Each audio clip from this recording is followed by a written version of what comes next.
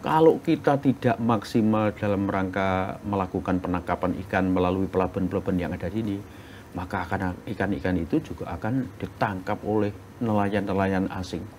Petani kita sangat luar biasa, terutama petani-petani muda yang sekarang sedang menggeliat agrobis. Agrobis ini tidak hanya mencukupi kebutuhan pasar di Indonesia, tetapi sudah ekspor ini, seperti melon yang kualitas khusus. Hasil bumi kita ini, sumber daya alam kita luar biasa, tidak kalah. Dan tentu sekali lagi itu PAD, baik untuk pemerintah kabupaten maupun untuk provinsi Jawa Timur. Harapan kita bisa mencetak generasi muda Indonesia yang bagus dan berkualitas dan mampu mengabdikan diri kepada nusa bangsa dan negara, terutama rakyat yang ada di Indonesia.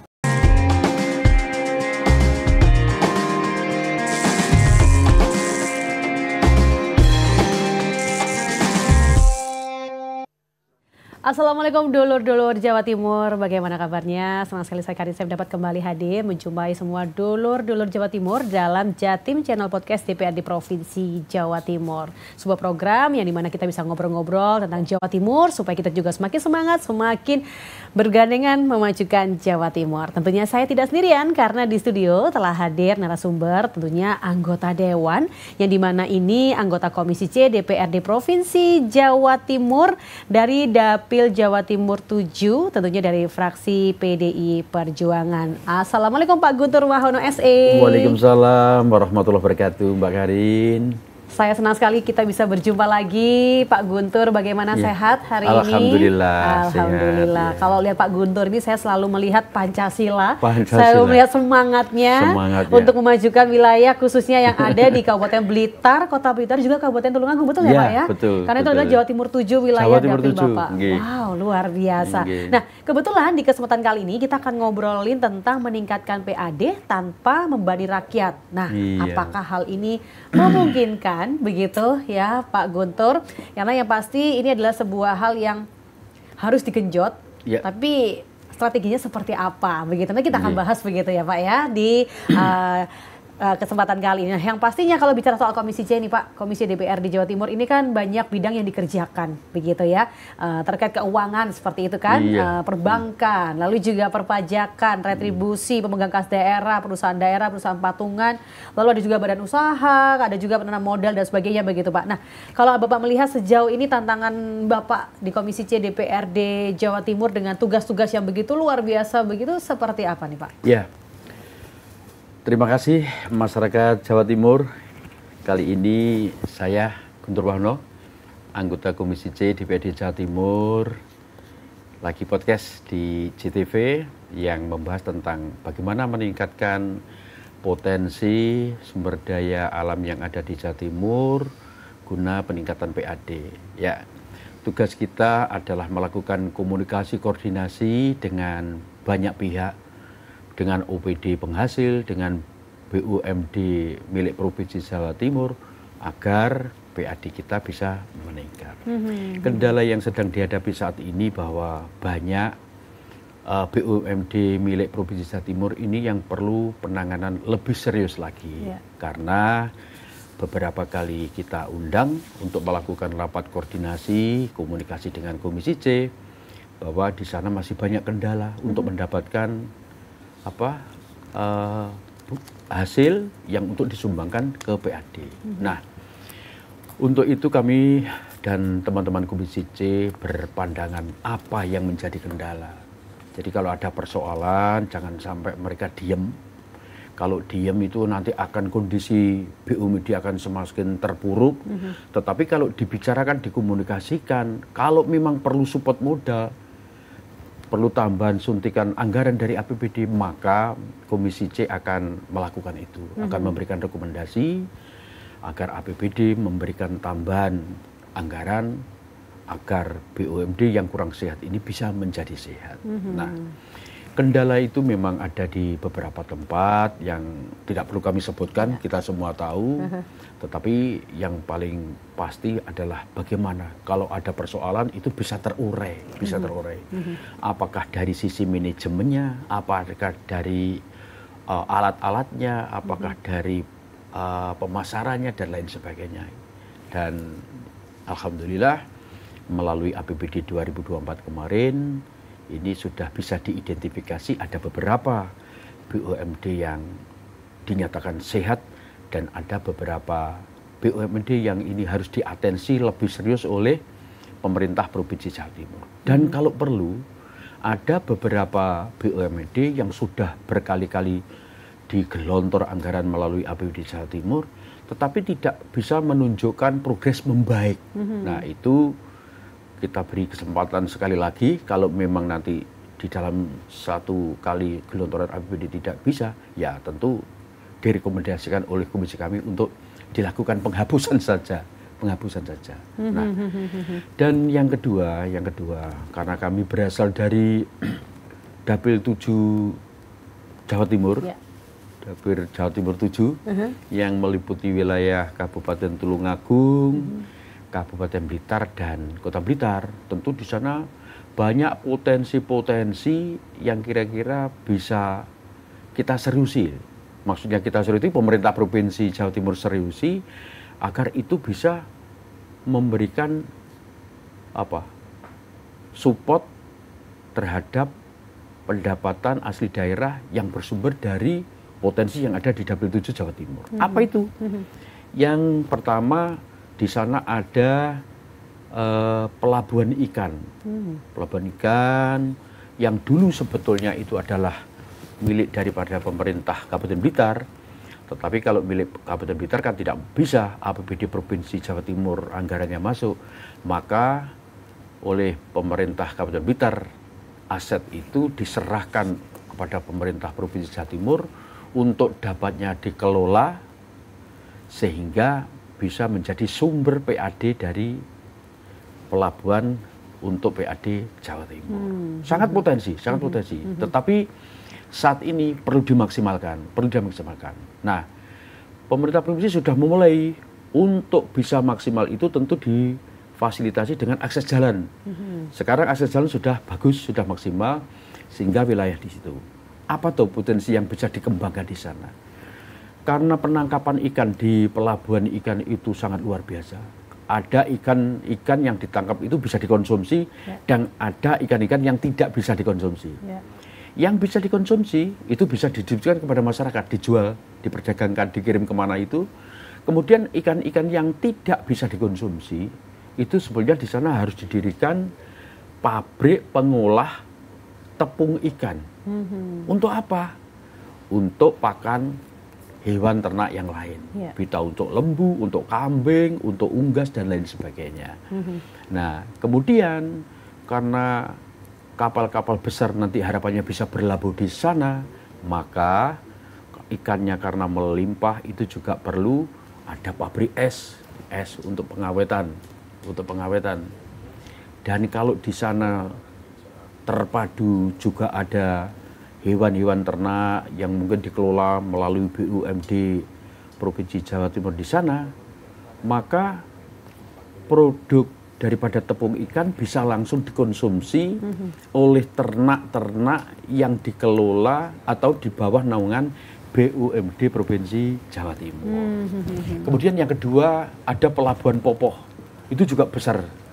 Pelabuhan Popoh itu potensi untuk persinggahan kapal-kapal besar. Sementara ini dicoba sudah ada beberapa kapal besar yang singgah dan itu aman.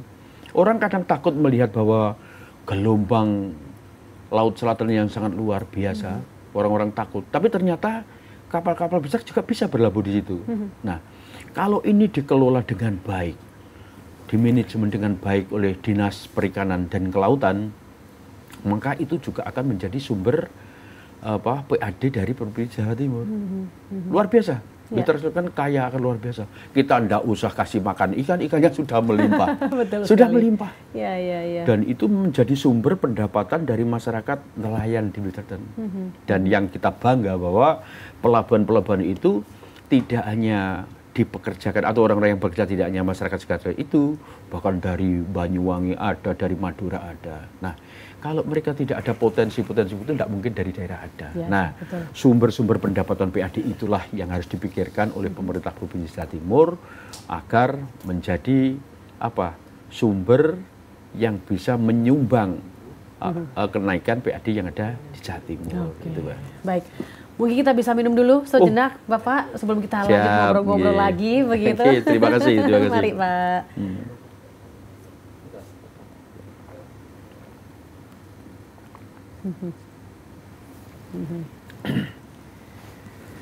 Oke, wah ini emang ngomong PAD ini memang harus benar-benar dikawal karena memang ini kalau meningkat ya ini akan membuat Provinsi Jawa Timur juga akan semakin sejahtera. Tapi yang pasti meningkatnya jangan sampai membebani rakyat begitu betul ya. Nah, tapi ngomong-ngomong tadi Bapak menyampaikan bahwa ini ada potensi-potensi seperti pelabuhan Popoh ya kan, kemudian juga ada pelabuhan ikan yang ada di Blitar. Tambarjo Blitar. Betul. Nah, tadi Bapak menyampaikan bahwa ini belum optimal begitu. Ini apa penyebabnya? Kenapa kok bisa tidak optimal gitu? Apa ada kendala yang dihadapi untuk mengoptimalkan untuk kedua pelabuhan ini mungkin, Pak? Sebetulnya kalau melihat potensi sangat luar biasa, tinggal atensi saja. Atensi dari pemerintah. Nah, atensi itu berupa apa tuh? Berupa kebijakan sebenarnya. Kebijakan pelabuhan dikembangkan menjadi besar sehingga kapal-kapal besar itu merasa nyaman berlabuh di situ. Nah, kalau terkait dengan hasil, insya Allah sudah terserap sangat luar biasa di sana hasil. Dan ini sangat membantu daripada masyarakat di sana untuk bisa mendapatkan penghasilan dan untuk kesejahteraan. Luar biasa. Potensinya sangat besar sekali. Itu tidak kalah dengan Jawa Timur Selatan yang ada di Perigi, Trenggalek. Prinsip bahwa sebetulnya seluruh pantai selatan kita, pelabuhan-pelabuhan yang berada di pantai selatan Jawa Timur ini sangat luar biasa sebetulnya. Nah, sekali lagi perlu tambahan konsentrasi, atensi dari pemerintah Provinsi Jawa Timur agar di mana di situ ada pelabuhan milik Provinsi Jawa Timur lebih disupport lagi sehingga nanti akan meningkat itu baik hasil tangkapan ikan, kemudian distribusi daripada hasil tangkapan dan di luar itu retribusi yang berasal dari pelabuhan, Sementara yang kita punya ini dari Pasuruan, Probolinggo, Banyuwangi, Situbondo ya. Nah, yang bagian selatan ini kurang atensi, perlu diatensi lebih lagi. Harus dikawal terus nih Pak ya, dipantau terus. Pantau terus. Makanya kita Komisi C tidak bosan-bosan untuk melakukan rapat kerja dengan Dinas Perikanan dan Kelautan dalam rangka lebih fokus lagi untuk mendapatkan PAD dari pelabuhan-pelabuhan yang kita punya di Jawa Timur ini, Pak. Oke, tadi kan Bapak mengatakan bahwa ini kedua pelabuhan ini memiliki potensi yang sangat baik begitu ya Pak ya. Nah, kira-kira ini bisa menyerap tenaga kerja berapa sih, berapa banyak gitu kira-kira nantinya kalau misalnya ini dioptimalkan begitu Pak? Oh ya tentu luar biasa Mbak, ribuan Mbak. Kalau untuk saat ini hanya berapa Pak? Ya sekarang ini ya kita tidak tahu persis tapi gambarnya ya sekitar 3.000-an ya pastilah sekarang. Kalau nanti bisa kan luar biasa banyak ini. Karena selain kapal-kapal besar, kapal-kapal kecil itu juga jalan. Kapal besar menangkapnya lebih ke tengah samudera, tetapi kapal-kapal kecil itu kan bisa di bibir pantai dan lain sebagainya itu loh. Ya. Dan sekali lagi, kalau kita tidak maksimal dalam rangka melakukan penangkapan ikan melalui pelabuhan-pelabuhan yang ada di sini, maka akan ikan-ikan itu juga akan ditangkap oleh nelayan-nelayan asing. Yang kita tahu banyak wilayah kita itu yang sering kebobolan. Nelayan-nelayan asing itu. Nah sekali lagi jangan sampai potensi yang sangat luar biasa ini diabaikan. Kita sama Tuhan Yang Maha Kuasa sudah diberikan ikan yang melimpah di samudera yang tidak perlu merawat, tinggal ngambil. Cuma ya perangkatnya ini yang perlu ditingkatkan. Itu Mbak. Iya, nah Pak maaf saya masih pengen tahu soal pelabuhan tadi tuh Pak. Itu kan lokasinya berarti ada di Pantai Selatan ya? Ya, di Pantai Selatan. Nah itu kan lokasinya kan mungkin banyak bilang agak serem begitu. Nah kira-kira memungkinkan nggak sih Pak kalau misal dermaganya bikin di situ dengan yang sangat nyaman begitu, apakah memungkinkan dengan kondisi laut yang dikatakan seram itu? Ya, sangat memungkinkan, sangat memungkinkan. Karena ini sudah dicoba oleh beberapa kepala pelabuhan. Kami sudah beberapa kali melihat ke sana langsung, komunikasi, terus mereka juga menyampaikan adanya potensi atau kemungkinan pengembangan. Nah, sehingga tinggal kebijakan daripada pemerintah provinsi saja. Nah, nanti peran daripada kebijakan dari Kepala Dinas Perikanan dan Kelautan ini sangat menentukan. Nah, jadi usulan apapun kalau beliau enggak jadi ini. Tapi kalau melihat, oh iya betul ya, mereka mau ya, support lah. Berarti harus berkolaborasi banget ya Pak ya? Tentu. Dan kami dari Komisi C, karena ini arahnya dalam rangka peningkatan PAD, tentu akan mensupport dan akan memberikan rekomendasi itu. Oke.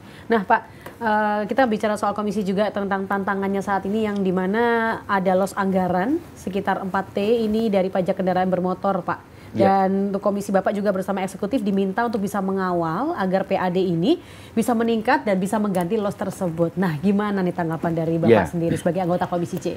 Ya, itu kebijakan yang mesti harus dilaksanakan dan di samping itu juga memberikan kesempatan ruang tambahan PAD bagi pemerintah kota dan kabupaten yang ada di Jawa Timur dari sisi pajak kendaraan bermotor. Nah, bagaimana agar itu ada pengganti artinya dari sisi lain yang perlu ditingkatkan agar PAD kita itu tidak terlalu terpuruk ya, tidak terlalu terpuruk karena ada pengurangan sekitar 4 triliun itu. Maka dari sektor lain itu perlu ada atensi. Seperti yang kita sampaikan di beberapa tempat, sektor pertambangan, sektor pertanian, ini sangat potensi juga. Di lain dari sisi-sisi sektor-sektor yang lain. Petani kita sangat luar biasa, terutama petani-petani muda yang sekarang sedang menggeliat agrobis. Agrobis ini tidak hanya mencukupi kebutuhan pasar di Indonesia, tetapi sudah ekspor ini. Seperti melon yang kualitas khusus, kemudian ada buah-buah yang lain yang kualitasnya tidak kalah dari Thailand. Ini juga dibudidayakan. Petani muda tertarik tentang itu karena dengan tenaga yang sedikit ringan dibanding yang harus di persawahan, mereka juga menghasilkan hasil pertanian yang sangat luar biasa. Di samping kita juga harus menjaga ketahanan pangan yang menjadi prioritas daripada pemerintah Pak Prabowo saat ini. Nah, kita menyambut gembira tentang petani-petani muda ini dan tentu ini juga akan menyumbangkan hasil retribusi yang cukup tinggi. Kenapa? Kalau mereka masuk pasar itu kena retribusi. Mereka kemana-mana kena retribusi. Dan rata-rata besarannya berapa sih Pak untuk retribusi kalau misalnya di pasar seperti itu? Ya enggak seberapa sebetulnya, tapi karena jumlahnya banyak. Betul. Jumlahnya banyak, setiap hari itu menjadi banyak. Dan Jawa Timur kan banyak pasar-pasar agrobis semakin itu. Dan itu tetap menjadi atensi daripada Komisi C. Karena itu bagian daripada PAD yang harus diterima oleh pemerintah Provinsi Jawa Timur. Itu dari sektor pertanian. Nah, kemudian dari sektor pertambangan, Jawa Timur ini luar biasa. Pada saat pemerintah ini sangat getol-getolnya bangun jalan tol yang sekarang kalau di dapil kami ini pembangunan Kediri Tulungagung, kemudian ada juga yang dari Surabaya Malang, nanti Malang ke Blitar, Blitar ke Tulungagung. Loh, berapa banyak itu pasir-pasir yang dibutuhkan dalam rangka membangun tol itu, itu luar biasa. Nah, cuma yang jadi persoalan sekali lagi masih rendahnya, masih kurangnya perizinan yang kita fasilitasi untuk para penambang. Terutama untuk menyiapkan tol itu kan butuh galian C untuk pasir, untuk dan lain sebagainya. Di samping di sana itu di gunung-gunung selatan di sepanjang Jawa Timur Selatan yang melintasi antara Trenggalek, Tulungagung, Blitar sampai itu banyak galian-galian yang sangat luar biasa. Seperti Tulungagung, marmer ini luar biasa. Ini sudah puluhan tahun ini, puluhan tahun. Wajak itu, ya Pak ya? Dari ya, situ ya? dari Wajak sana, kemudian dari Besole, yang terkenal Besole. Okay. Besole. Sampai sekarang masih eksis ya Pak? Loh, masih. Wow. Dan kualitasnya sangat luar biasa, tidak kalah dari marmer yang berasal dari luar negeri. Cuma kadang-kadang orang bangga, oh ini produk luar negeri.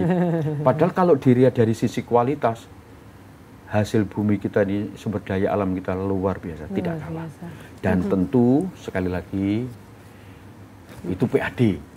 Itu PAD baik untuk pemerintah kabupaten maupun untuk provinsi Jawa Timur. Oke. Nah, Pak kalau bicara mengenai BUMD nih Pak, optimalisasi dari BUMD sendiri ini kan untuk menyokong APBD kita begitu ya. Nah, kinerja mereka tuh sejauh ini seperti apa Pak? Karena kalau kinerja mereka optimal, otomatis kan juga bisa bantu rakyat nih, kan? Dan pastinya bukan malah membebani masyarakat. Seperti saya ini masyarakat juga ya kan Pak. Dan kita pun juga punya beberapa BUMD seperti Bank Jatim, lalu juga ada seperti Bank BUMKM, ada juga UMKM Jatim ya, dan juga PT Jamkrida, Petrogas, Jatim Pancawira Usaha, dan masih banyak lainnya. Itu seperti apa nih menurut Bapak kinerja mereka sejauh ini? Memang BUMD kita itu sekali lagi Mbak, ada yang sudah bagus, ada yang memang top luar biasa dalam memberikan sumbangan PAD. Tapi sekali lagi masih ada juga BUMD yang hidup enggan mati tak mau. Itu bertahan dalam keadaan dan kondisi yang stuck ya, stagnan itu eman sekali. Betul. Makanya hasil kami melakukan komunikasi koordinasi di rapat kerja maupun di kunjungan-kunjungan itu kondisinya mereka memang butuh atensi yang luar biasa. Kalau mereka dibiarkan hancur ini BUMD Jawa Timur. Tapi tidak semua. Berapa persen yang stuck itu? Ya kalau kita lihat sekitar 20%. 20%? 20%? 20%. Wow, itu cukup besar juga ya Pak ya? Iya, 20%. Kalau mungkin 5% lah sedikit sekali lah ya, ini 20%. Oh iya, 20%. Wow. Ada beberapa titik itu yang memang perlu penyehatan kembali. Kayak kemarin dari Bank Jatim. Bank Jatim itu memang di antara BPD, Bank Pembangunan Daerah yang ada di Indonesia, itu Jawa Timur termasuk yang tertinggi. Sumbangannya PAD. Walaupun di sisi lain, ya masih adalah dinamika yang kurang sehat, termasuk dalam rangka pencairan anggaran terjadi kebobolan dan lain sebagainya. Nah itu bagian daripada evaluasi yang mesti harus kita lakukan, harus pada penyehatan kembali dan tidak boleh terulang. Karena bagaimanapun bank ini adalah bank andalan milik Provinsi Jawa Timur yang menaruh anggaran itu semua kepala daerah 38 kabupaten kota yang ada di Jawa Timur. Kalau sampai mereka menarik anggaran digeser ke bank lain, waduh celaka ini. Benar. Makanya kita harus menjaga.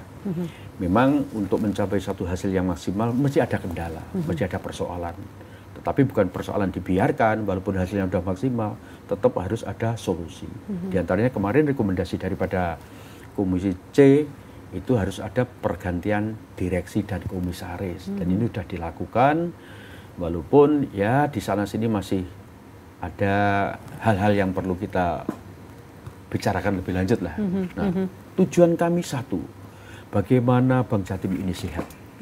Bagaimana Bank Jatim yang menjadi andalan daripada pemerintah Provinsi Jawa Timur ini menjadi sehat, menjadi bagus, dan menjadi kebanggaan Jawa Timur. Nah, kalau di masyarakat itu ada wacana begini, Bank Jatim itu miliknya pemerintah. Jadi yang ada itu nasabahnya ya hanya pegawai. Walaupun sebetulnya juga melayani masyarakat umum. Betul. Nah, beda kalau BRI dan lain sebagainya. Itu bank yang sangat merakyat sekali, masuk ke pelosok-pelosok kemana-mana. Nah, kalau itu dianggap sebagai berhasil, satu keberhasilan yang dilakukan BRI, maka Bank Jatim juga ikut melakukan itu seyogyanya.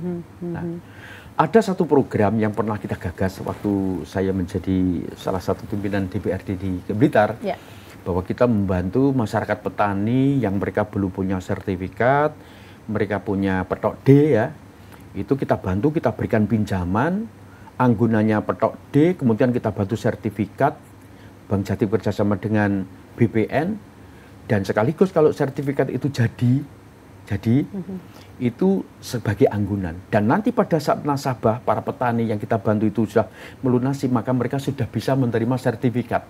Nah, kalau itu bisa dilakukan, di seluruh Bank Jatim yang ada di cabang-cabang seluruh wilayah Provinsi Jawa Timur, berapa peningkatan PAD dari pendapatan Bank Jatim? Kita konsentrasi di pendapatan. Itu kalau bisa dilakukan satu terobosan. Itu pernah kami lakukan. Nah, kami lakukan waktu kita kerjasama di Blitar, waktu itu Blitar Raya. Nah, terjadi lonjakan yang luar biasa. Tetapi entah ada kebijakan lain dari pemerintah Provinsi Jawa Timur, itu tidak dilanjutkan. Tetapi setelah gambar ini kita sampaikan, ini ada gambaran juga mau dilanjutkan kembali. Kalau itu bisa berhasil, maka sekali lagi pendapatan Bank Jatim dari bantuan kepada masyarakat tentang sertifikasi juga akan menambah PAD Bank Jatim yang akan disetor kepada pemerintah Provinsi Jawa Timur. Wow, luar biasa nih ya. Tapi kalau melihat kemarin ada hasil seleksi direksi Bank Jatim itu, menurut Bapak apakah memuaskan gitu hasilnya, Pak? Wah, senyumnya ini mengandung nih. Mengandung makna. Seperti apa, Pak? Boleh dijelaskan maknanya, Pak? Ya, memang komisi kami itu kan niatnya baik.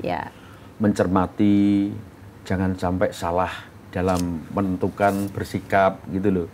Nah, makanya ada tim sel yang seharusnya itu diambil dari perguruan tinggi atau lembaga-lembaga lain yang sesuai aturan dibenarkan menjadi tim sel. Tetapi kemarin ada yang direksinya masih aktif masuk dari tim sel, kemudian masuk lagi sebagai direksi kembali lah. Ini kan dipandang banyak orang kan tidak bagus, tidak sehat. Nah, kalau mau bersih, ya tentu mulai dari penyusunan tim seleksi ini juga harus bersih. Nah, bersih dari siapa-siapa yang nanti akan menjadi komisaris ataupun direksi. Nah, ada pandangan kalau aturannya salah, maka produknya juga salah. Betul. Nah, ini lagi dikonsentrasi oleh kami Komisi C. Maka di DPRD, mohon maaf, ini ada dua dinamika. Yang satu rekomendasi, yang kedua dilakukan pansus. Pansus. Nah, harapannya apa toh? Bukan menyalahkan siapa-siapa. Agar ini baik, agar ini baik. Kalau yang dapat ya dibetulkanlah biar baik. Nah, sehingga kami dari DPRD jangan sampai terlambat bersikap. Setelah ini diputuskan oleh gubernur lah baru kami melakukan reaksi. Ini tidak betul, ini tidak betul. Sehingga jangan sampai tahapan-tahapan ini terlewatkan, sehingga semua mekanisme prosedur ini bisa berjalan dengan baik sesuai harapan kita semua. Bapak ikut di pansus juga, Pak? Alhamdulillah tidak. Oh, tidak? Alhamdulillah tidak. Alhamdulillah tidak. Ya. Jadi sudah tidak ikut ribut-ribut ya, Pak? Tapi hanya memantau saja begitu ya pastinya. Karena bagaimanapun walaupun tidak masuk di sana, kami kan selalu ikut membahas. Membahas dengan teman-teman, karena ini bagian yang tidak terpisahkan dari tanggung jawab Komisi C DPRD Provinsi Jawa Timur. Betul sekali. Baik, Pak, saya kembali soal optimalisasi APBD Jawa Timur nih di tahun 2025. Fokusnya pada sektor pendidikan, kemudian juga kesehatan, serta adanya proyek strategis, begitu ya. Ini apa saja nih, Pak, plan pada sektor pendidikan? Apakah ada anggaran khusus untuk pembangunan sekolah rusak, atau mungkin juga beasiswa, begitu? Ya. Jadi yang mengarah kepada pendidikan, pertama anggaran yang dulu aturannya harus menyiapkan 20% dari APBD untuk kepentingan pendidikan, sekarang sudah dinaikkan menjadi 32%. Mengarah kemana? Peningkatan kualitas guru. Yang kedua, untuk memperbaiki kualitas siswa. Dan yang ketiga, untuk menunjang sarana prasarana sekolah. Bagaimana bisa menghasilkan siswa-siswa yang berkualitas kalau gurunya kurang berkualitas, sehingga perlu ada peningkatan kapasitas dengan kegiatan-kegiatan yang mengarah pada peningkatan kemampuan guru. Yang ketiga adalah penunjang sarana prasarana. Kalau bangunannya rusak, mereka dalam rangka mencari pendidikan, mendapatkan ilmu dengan tidak nyaman, ya tidak mungkinlah mereka mendapat ilmu yang bagus itu. Mesti risau, gelisah dan lain sebagainya. Ini menjadi atensi daripada pemerintah Provinsi Jawa Timur. Harapan kita apa? Harapan kita kita bisa mencetak generasi muda Indonesia yang bagus dan berkualitas dan mampu mengabdikan diri kepada nusa bangsa dan negara, terutama rakyat yang ada di Indonesia ini. Kalau sekedar sekolah meluluskan orang, mereka tidak punya kemampuan apa-apa, rugi ini. Negara ini rugi mencetak ini. Nah, itu.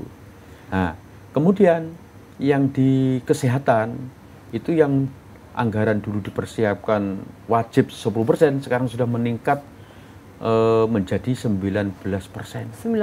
Iya. Wow, baik. Agar kualitas kesehatan masyarakat Jawa Timur itu meningkat. Ibu-ibu hamil itu juga diperhatikan dengan baik. Nah, anak-anak bayi itu diberikan susu yang bagus jika tumbuh menjadi anak yang sehat. Kemudian kalau sehat, mereka nanti juga bisa menjadi generasi muda harapan bangsa. Itu, inilah harapan kita semua itu, Mbak. Oke, soal yang rumah sakit atau kesehatan, Pak, maksud saya nih ya, mohon maaf, ada rencana untuk bangun rumah sakit lagi kah, begitu di provinsi kita ini? Ya, atau mungkin vaskes-vaskes yang disupport langsung dari pemerintah? Jadi kalau rumah sakit milik provinsi ini kan sudah luar biasa banyak, kualitasnya juga sudah bagus-bagus, kemudian tinggal peningkatan saja. Ya, Budi Utomo melalui BLUD-nya memang masih kurang. Masih ada tambahan anggaran dari APD Jawa Timur, dan kita sarankan bagaimana rumah sakit yang mengelola BLUD ini mampu mendanai rumah sakitnya dengan dana BLUD, tidak perlu support. Andai kan perlu support, itu apa? Dijelaskan dulu. Nah, kenapa kok tidak bisa mengelola? Nah, yang lain harapannya juga demikian. Tetapi bukan kita menolak, tetapi perlu penjelasan saja. Nah, yang paling penting pemerintah Provinsi Jawa Timur, antara eksekutif legislatif ada pemahaman yang sama. Bagaimana menjaga masyarakat Jawa Timur ini sehat semua. Semua penderitaan rakyat, sakitnya masyarakat ini bisa tertangani dengan baik.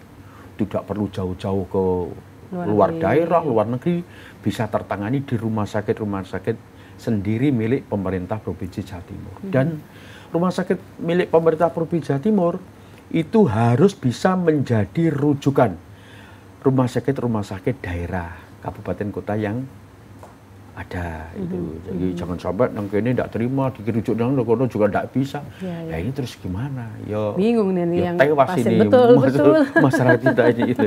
Itu, Pak. Iya. Arahnya ke sana. Iya. Nah, Pak, tadi kan Bapak sempat membahas soal pendidikan, ada memberikan peningkatan kualitas guru, khususnya guru-guru dan juga siswa begitu ya. Kalau yang swasta gimana, Pak? Apakah juga ada perhatian begitu?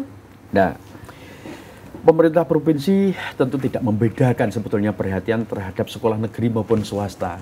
Nah, justru kami ini yang ada di DPRD ini diberikan ruang seluas-luasnya, diberikan kesempatan semaksimal untuk berpartisipasi memberikan bantuan apa yang dibutuhkan oleh sekolah-sekolah swasta. Kalau negeri kan tentu sudah di-backup oleh pemerintah. Yang swasta ini yang justru harus lebih ditingkatkan perhatiannya. Nah, karena mereka hanya mengandalkan dana dari siswa, kalaupun itu juga terbatas, bagaimana kita mendapatkan kualitas ilmu yang bagus kalau mereka dengan keterbatasan anggaran. Ya untuk gaji guru, untuk fasilitas dan lain sebagainya. Nah, maka kami diberi kesempatan kalau ada sekolah-sekolah SLTA, SMA, SMK, Sanawiyah, madrasah dan lain sebagainya yang swasta yang ingin mengajukan tambahan gedung untuk alat-alat praktikum, kita juga diberikan kesempatan untuk memfasilitasi mereka. Itu loh tugas-tugas kita, mendengarkan masukan, aspirasi dan kebutuhan daripada masyarakat yang ada di dapil kita masing-masing gitu. Baik. Untuk dapil Bapak ini kan dapil 7 ya Pak ya? Dapil 7. Ini ada sambatan nggak sih Pak dari dapil tempat Bapak begitu ya? Yang paling dikeluhkan soal pendidikan atau mungkin kesehatan atau juga pembangunan sekolah-sekolah rusak tuh seperti apa Pak? Ya, jadi kalau sekolah-sekolah SLTA swasta biasanya penambahan gedung, rehab gedung karena sudah usang, sudah lama, terus mebeler sekolah itu. Nah, kalaupun gitu betul adanya permohonan, kami harus cek dulu, Pak. Kita cek di sekolah, kalau memang itu kualitasnya mebeler memang perlu diganti, ya diganti. Kalau gedungnya sudah waktunya direhab, ya direhab. Tapi kami harus tahu, maksudnya apa? agar anggaran dari APBD Provinsi Jawa Timur itu tepat sasaran. Ya. Jangan sampai mereka hanya usul kita tidak tahu, akhirnya hanya di finishing saja. Lah ini kan kita keliru, kita ikut jadi salah nih. Nah, kalau itu menjadi salah, maka tentu akan menjadi atensi daripada aparat penegak hukum. Nah, solusinya agar tidak ada keterlibatan penegak hukum, kita harus benar. Sebelum mengajukan, kita harus cek dulu kayak apa. Betul enggak ini? Nah, tidak hanya di tempat-tempat pendidikan, tidak hanya sekolah-sekolah, tetapi di tempat-tempat pelayanan kesehatan, kita juga fasilitasi. Apa itu? Kalau mungkin perlu alkes, alat-alat kesehatan, mereka memang butuh itu, ya monggo mengajukan. Toh tugas kita adalah memperjuangkan aspirasi masyarakat sebanyak-banyaknya. Perkara nanti yang memverifikasi, itu adalah OPD yang terkait. Lolos tidaknya adalah para OPD yang terkait. Tetapi harapan kita, apa yang kita fasilitasi, apa yang kita perjuangkan, kalau memang itu kebutuhan masyarakat, kalau memang itu aspirasi dari masyarakat, kita berharap bisa terfasilitasi dengan maksimal. Berarti balik ke tema kita nih Pak, untuk meningkatkan pendapatan asli daerah tanpa membebani rakyat, itu optimis bisa ya Pak? Oh bisa.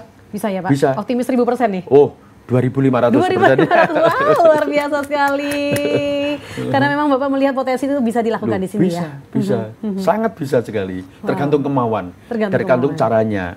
Kalau enggak, keinginannya aja enggak ada, berarti langkah-langkah enggak ada. Kalau sementara inginan ada, niatnya ada, maka langkah-langkah strategis ini harus kita pikirkan bersama-sama. Wong potensi ada, gitu Mbak.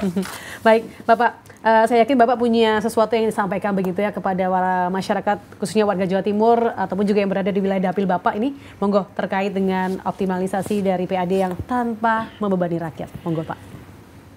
Saudara-saudara sekalian, seluruh masyarakat Jawa Timur, khususnya Jawa Timur 7, Blitar, Tulungagung, Trenggalek, pembangunan ini akan meningkat, pembangunan ikan maju, kesejahteraan kita itu akan meningkat apabila ada kesadaran tinggi dari kita semua warga masyarakat untuk membayar pajak. Oleh karena itu, marilah kita dengan kesadaran tinggi, kita bantu pemerintah dengan membayar pajak agar pembangunan ini semakin tahun semakin meningkat. Terima kasih. Assalamualaikum warahmatullahi wabarakatuh. Waalaikumsalam warahmatullahi wabarakatuh. Terima kasih Pak Guntur Wahono untuk kesempatannya kali ini. Sangat-sangat bermanfaat, memberikan optimalisasi kepada masyarakat bahwa memang kita bisa tanpa menjadi beban juga ya. Luar biasa. Sekali lagi terima kasih banyak Bapak. Sama-sama. Juga terima kasih dulur Jawa Timur yang sudah menyaksikan. Semoga program ini memberikan manfaat untuk kita semua dan semangat terus membangun Jawa Timur bersama-sama. Saya Karin Sem pamit undur diri. Wassalamualaikum warahmatullahi wabarakatuh. Waalaikumsalam. Monggo kita minum lagi Bapak.